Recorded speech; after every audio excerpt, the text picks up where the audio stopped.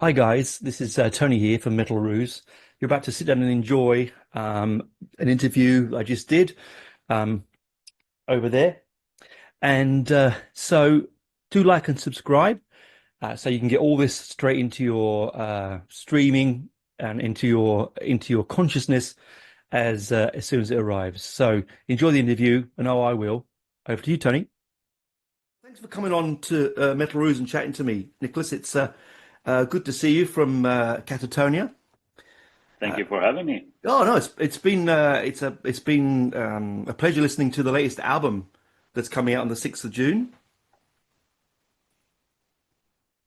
which is Awesome. yeah, Nightmare. It's a great name, by the way. Nightmares and as an extension of your waking state. Yeah, it's hard to say. I say I think I say it differently every time, or I stumble and I have to repeat myself. Sorry? Yeah, I think probably soon we're just gonna call it nightmares or something. Yeah, but there's something that's very you about that title, though, isn't there? Hmm. I mean, Yeah. it's very you're right in your wheelhouse. That kind of existential imagery Hmm. that you bring through, Definitely. isn't it? Yeah. It's a follow-on from Sky Void of Stars, isn't it? Hmm. That's true. Yeah. Is it a thematically follow-on, or is it just is there musical themes that come across there?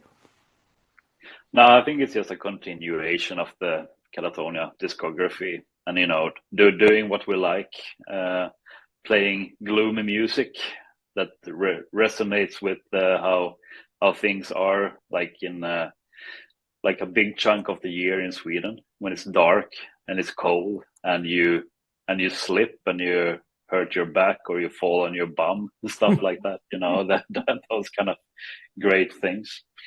So I think it's just a continuation of like you know the albums that we have previously released. Right, yeah, because I thought that it sounded because I listened to Sky Void of Stars before I listened to this one, just the newest one, just to get my head around the sound of where you're moving forward. But there is a slight difference Mm. in the new album, isn't there? I think it's more direct, and I think it's Mm. more a little bit darker, a little bit more pinch of like less hope maybe, and I think I like it a little bit better than Skyward of Stars myself. It's a bit more, I don't know how to say it. Maybe it's a little bit more guitar driven. Yeah, a little bit more direct. It's Mm, that's yeah, because yeah. you've had two singles from it already, haven't you? With Lilac and Temporal. That's And true. how are they going down with your fan base? I think like in overall it goes down very well. That people appreciate it, and also that they find different reference points for the tracks when they say that they can hear earlier things from Katatonia in the tracks, and some can say that it sounds like The Great Cold Distance, and some says The Fall of Hearts, and even saw some comments saying that it sounds like Dead and Kings again. And for me, it's a new continuation of Catatonia, but I mean, it's fun to see how people hear things differently and how they anchor the songs into the discography. Yeah, that's and again, that's what's wonderful about your kind of music is that you can hear all those the DNA is there, Mm. but there's Mm. also little bits of difference. But I like that when you come across a song that suddenly reminds you of a memory of when you first put on your first Catatonia album or your second one. Mm. I think Yeah, that's a sort of gem, a little Easter yeah, egg for us all to enjoy. exactly. Mm. And I mean, my first encounter with Catatonia was quite late, actually. It was with the Great Cold Distance album. I went out buying that, and I think at pretty much the same time, or maybe just like in the same time frame, I bought Ghost Reveries with Opeth as well, Oh, brilliant. and so both of them were like on quite the repeat because I bought them on CD, and I was just like they were in the CD player, and I was just pushing play, and they would be there, Yeah. So so I think that still holds like that kind of initial and fond memory for me, the Grey Cold business. But then of course, Night is the New Day, like being the first album that I toured for with Katatonia. I wasn't on that record, but doing extensive touring for it. So those songs has also etched into me in a special kind of way.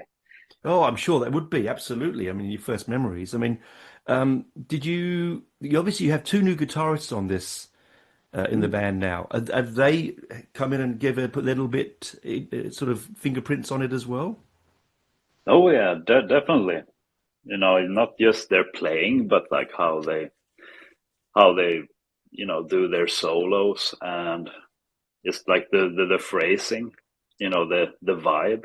Because even if you play something that's already been written and you're just playing it as it was written, you get another kind of sense and feeling when between different players. So I think the different sound has lots to do with them actually coming in to the band, and pretty much the first thing they do is play a few shows, and then be ending up on the record. Uh, except for Nick, of course, he did the European tour back in 2023, and also did Tasmania with us, which was quite a lengthy trip for one show. It was quite Yes, crazy. I Yeah. remember that being on and seeing that lineup, and I'm like, what? What? Mm. I think Candlemass played that same. Did Candlemass play that? That Ooh, could be, but if they did, I think it was a different day it or was, yeah, something because I like remember that. thinking that was Mm. a weird one, all the way to Tasmania for the. Yeah, and it was it was quite an adventure. We were actually at the airport in Stockholm, and they canceled our first flight. I think we were going down to Frankfurt or something, connecting from there to Singapore, and then onwards. But the first leg was canceled.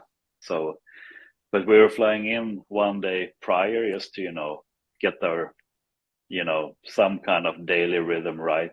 Yeah. Uh, Before the show, or at least rest and sleep a lot. But we ended up sleeping right next to the airport, and pretty much, and then hopping on the same route one day later, ending up there at 6 or 7 hours before the gig in Tasmania, Oh my God. without any gear. So we needed to play on loaner gear as well, Oh my God. because Even crazier. the gear got stuck in Frankfurt the second day. No, Oh, it was quite. did you have to pay your sound down then if it was spare if it was gear that wasn't yours? I mean, you've got a big sound. We there was lots of kind people who borrowed the gear to us, and helped us with pedal boards, and getting our stuff together. So I think pretty much first thing that Roger and Nico needed to do was like sit and try to program some pedal boards that they haven't used before, to get some kind of similar sounds to what they were used to. And Oh, and I got on quite awesome Stingray 5 bass from Music ooh. Man, and a weird bass distortion pedal I've never seen before. It looks like a hockey puck or something, but in silver. Was it And the blue one or silver one? Yeah, I've seen that one before. mm, Yeah, yeah, yeah. yeah, Fat I Man think or that was something.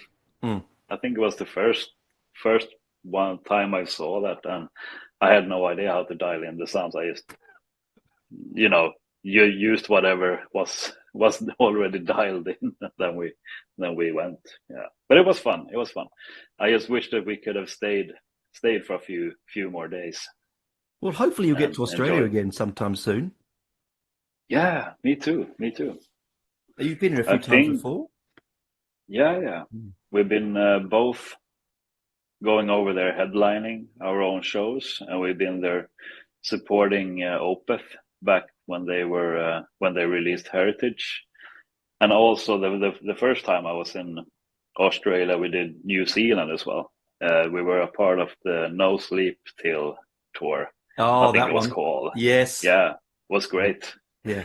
It's a crazy old country, that New Zealand. It's Yeah, the audience there is a bit crazy, right? no, it was great, and they did it that way that you had a travel day in between all the shows.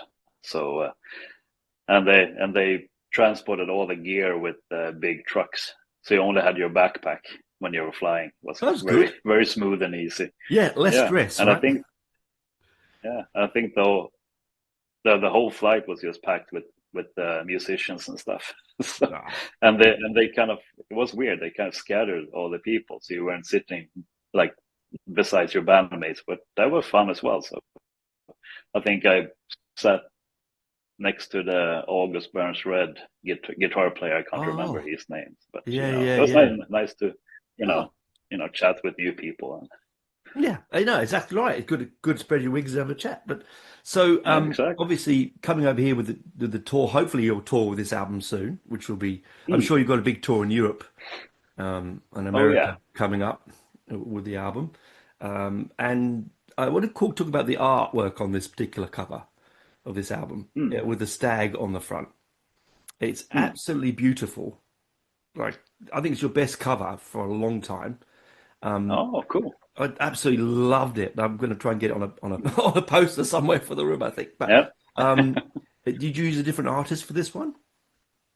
It's the same as Oh, Sky Void of Stars, actually. Roberto oh, Bordin. yeah. Yeah, I think That's a he killed it with this one. yeah, it really did. And It really did. It has that yeah, real softness to it, but also quite scary at the same time. hmm, yeah, very, very different. And I think like the artwork is one of the things that we collectively as a band get to see the latest. That's the latest thing in the process. So Jonas, he showed us the first rendition when we actually took the promo pictures for the album. And at first I was kind of like, you know, I didn't expect it to look like that, but with a burning stag and Mm, everything. But then as more I looked at it, it made more sense to be like a Katatonia album cover. But I really like it, and I think it was the same for me with Sky Void of Stars as well when I saw mm. it the first time, because his style of you know art is so different from Travis Smith that we've had Yes. earlier, but back in the day. Uh, so I think yeah, it's a cool continuation, and it's quite different. And isn't it glorious that we have a pylon on the on the album Yes. as well? The glorious pylons. I was going to ask you about that, but that's like, oh, I think it does represent what's in the album though, because the album itself is quite cold in some places, but warm. You know, it's not a one tone across the album. It has its Mm, fluidity and texture, mm, and I think the cover does that as well. Because there are hot, warm moments in the album. There are darker moments, mm. and I think that Burning Yep. Stag covers it really well. So Yeah. he must have really The enjoyed doing that. yeah. The pylon representing the cold moments and the burning stag the warm moments. Yeah, I'd say so. The pylons. Now you say it, you can't unsee it. Now you say, oh it's, it's dear. it's it's it's the most hideous thing. The pylons. I So it's, absolutely agree with you, but mm, maybe it's his view on modern life or something, or the yeah, yeah, the structure of modern society. Who knows? That's yeah. It maybe it represents the human side of things, how yes. we intrude in the spaces and stuff. Well, yeah, because there's the Mm, wild beast of the stag, and then you have, like you said, mm, the cold mm. steel of the pylons. Yeah. So yeah, it does have it has it sort of connects, I suppose, with the album in some respect. Is there on the album as well? Is there any story attached to it, or is it just a disparate array of songs together? I think it's you know, a variety of songs written to, you know, represent the you know, the desperation and, you know, the bleak mood you can have going through life. Mm.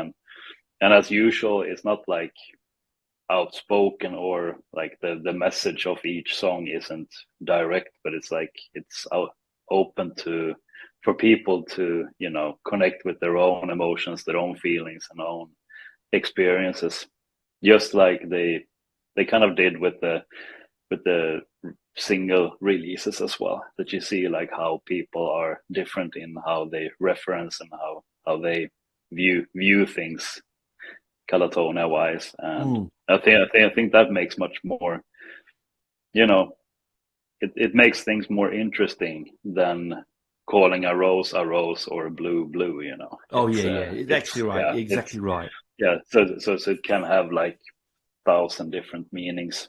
And and some songs like from the past that I've spoken with Jonas about, he he doesn't really, you know, convey or say like, oh, I've written this song, it's about I don't know, going to buy wine and you're out of money or something like that. But it's but it's been a few times when he sees have seen people interpret the songs, you know, and writing like this song is about this, and he's like, wow, that's so different than than how he, you know, his Yeah. initial idea of the lyrics came to be, you know. And that makes it interesting, and I think that makes songs more important and have greater depth for people than if it would be straightforward language. So there's no, like, you know, li- no wiggle room of your own fantasy. Mm. I think that's why people love bands like yourselves, is because make songs that you produce, like take off this new Mm, album, like the mm, singles as we mentioned, it means you can go back and reimagine them. They have mm, more life. They live longer mm, yeah, with you because they're not just. I mean, don't get me wrong. I love throwaway 3 minute songs. We all love a bit of rock and mm, roll, throwaway rock and roll. There's nothing wrong with that. yeah, But there's something that you can go back into yours and like one on a Monday when you're in a good mood and listen to it. mm, It yeah, might feel completely different on a Friday when you've had a shitty day at work and you're listening to it. exactly, Yeah, yeah. And and I think that's positive. Mm. I think Katatonia music fits very well for people when they had a bad day, and just like, or going through a rough patch, a bad period, and not to sink themselves any lower into the abyss, but to actually like connect with something that they feel familiar with, and feeling a less sense of being alone, maybe Yeah, in and their yeah, hardship. that's right, and it's uplifting. I know Mm, you may say that the music, the overriding arch of story of your songs is a little bit darker and a bit heavier, but there is an uplifting sense to mm, it. The vocals are uplifting, the way that it's mm, recorded. It has spiritual moments in it, which are mm. Yeah, quite light. yeah. So it's not constantly, Mm. head down and hands in No, your head. exactly. Hmm. And sometimes you need that to, if you're feeling, if you're feeling dark minded, you might have to get some darkness to lift you up. It's kind of like in the really hot countries, like in the Middle East and stuff. They drink hot tea during a hot day, Yes. you know, to counterbalance, like kind of fight fire with fire kind of Yeah, yeah. situation. I I think guess, you're right. you know. Yeah, because I think it'd be Mm, foolish to try and put the fire out with a fake optimism, mm. But if you've got reality, it's different. Yeah, put Hmm. some ABBA on or something, and then might make you cry even more. Like, why am I not this happy? Fuck Yeah. off. Yeah. Why can't I wear flares like that and get away with it? No, Yeah, god damn it. but your country produces amazing music. Like it's quite crazy the kind of the depth of music that you have from your part of the world. I mean, you just chuck a stone somewhere over there, and you've got some amazing band. Like it must be in Mm. the water or something. Yeah, it could be. It's the. I mean, you almost bump into a metal band more often than you walk past a Subway Yeah. restaurant. Is it the cold, maybe? No, it's great. I think so. That's usually where that how I explain things. The cold and that you don't have so much, at least back in the day. Now there's so much, you can get lost in your phone and all Oh, things, yes, of course. social media and apps and yada Mm. yada. But at least back in the day, it was kind of like when the winter came, the only thing you could retreat to was, playing music if you didn't like to ski or something like that, which I don't. Yeah. Or Snap. so it's playing music and drink beer. Yeah, yeah. That's yeah. Try to get through the the misery season. The and really and short and days. yeah, exactly. Very short days. And I mean, back in the day when I was doing just like regular, more like regular day work, Monday to Friday. Then during winter season, that part of the year, you would go to work and it's dark, and then you might got to see a little bit of sunshine during like lunch, but then already at three, like 2 or 3, it's Yeah, dark again. crazy. So you're like constantly living in a nighttime, Perpetual which night. which get Yeah. which gets to you after some time. And it's probably why it floods through into your music, like you said. It's the most Hmm. influential thing is your environment Yeah, a, a, exactly. around you, and Hmm. it's making wonderful albums like this and all the others that you've made in the past. And I'm looking forward to seeing how it goes when it comes out on the 6th, because be interesting to see the feedback that you get. I can't imagine Yeah, any of it be negative. I can't I imagine. hope not. No, well, they're clearly not listening properly. That's the. Yeah, well, we always have those who really hopes that the next album will sound like Brave Murder Day and always gets disappointed. It's like, no, it's a long way back, dude. Yeah, and It's you've got to grow. I mean, you wouldn't eat the same yeah, meal every day, drink the same drink every mm, day. You have to have um, movement exactly. and growth, and Mm, bands change. New yeah, people come in, people go yeah, out, mm, mixes of sound. It's impossible to be. yeah, I mean, we're not all AC/DC or bloody, exactly. we Yeah, want something different. yeah. And when we actually did some special shows and offer those songs live from Brave, from Mm. back from Brave Murder Days and Brave Murder Day and those albums. Uh, it was actually like the the majority of the like chunk of people in the audience were standing like they look like, I don't know what is it called, like the little bird houses you put on trees. They Yeah, were yeah, yeah. standing there like, Gawping what's away. this? Yeah, yeah. Yeah, because the main chunk of people are actually there for the newer material. Like Yeah. and the internet makes it look like almost the opposite because they are the loudest, the Of ones course they that are. wants Brave That's Murder right. Day. Yeah, exactly right. And Yeah, you've been going a long time now. It's not like it was yesterday that you first recorded an album. yeah, Recording styles change, studios, people, mm, interests. mm, Gosh, exactly. yeah, you have to move You forward. evolve, you Evolve. evolve as a person. Yeah, Yeah. And I think that's why this and album is so good because it feels like mm, there's evolution in it, but it mm, still has a strong tie back through to the heritage of yeah, the album of the band, which yeah, is all you can ask for, isn't it? It's, yeah. yeah. I think you have to find some balance between evolving and also keeping, the sound intact and true to the Mm. legacy, and not doing too big leaps. Yeah, yeah. So it sounds like, because some bands, they take such huge leaps that you're kind of like, oh well, that would have made maybe more sense to have that as a project or another, Yeah, yeah, a side project. and, Yeah, yeah, so something like that. But I yeah, think Katatonia has always been, keeping the sound intact, and you can hear that it's a Katatonia song or a Katatonia album. It's not like too, as I usually say, we haven't incorporated the saxophone just yet. Even even though I used to play it back in the day, and I have a saxophone at home. That's hold back the further up in the, sax. yeah, exactly. The bitch whistle. Yeah, that's it. Less cowbell. Yeah, that's right. Yeah. Uh, More cowbell. more cowbell, more cowbell. Yeah. Yes, more French whistle. No, Yes. yeah, that's it. Well, come on, thanks for coming on. Thanks for coming on, chatting to me and talking about the album and what's coming up. And hope to see you in Australia soon. Yes, me too. Here It and would be some awesome. tour. Yeah, yeah, it'd be great to see you Mm, over here. yeah. You've got a big audience here, so I'm Oh sure. yeah.